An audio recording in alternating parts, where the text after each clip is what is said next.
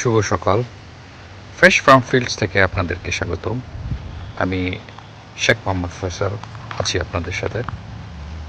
আজকে আমরা দেখব পুকুরে কিভাবে ঘূর্ণি পেতে চিংড়ি মাছ ধরা যায়। এই যে দেখতে পাচ্ছেন, আপনারা যারা মাছ মারার সঙ্গে সম্পৃক্ত তারা হয়তো এটার নাম জানেন। আমরা এটাকে চারও বলি।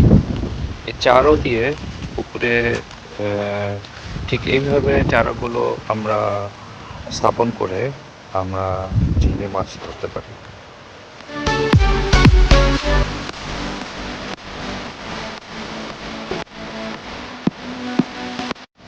চারও দিয়ে মাছ ধরার জন্য প্রথমে আমাদেরকে যেটা করতে হবে, প্রথমে পুকুরের পাড় থেকে 5-6 ফিটের মতো জায়গা আমরা নেট দিয়ে এভাবে বেঁধে নিব, এবং তারপরে যে আমরা একটা দুটা বাঁশের মাঝখানে চারোটা ইনস্টল করব।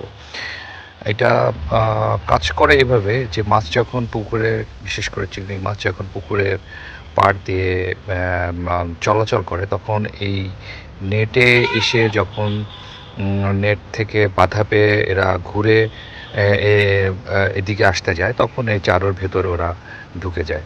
তো এটা হচ্ছে নিয়ম। তো এভাবেই আমাদেরকে পুকুরে চারোগুলো ইনস্টল করতে হবে।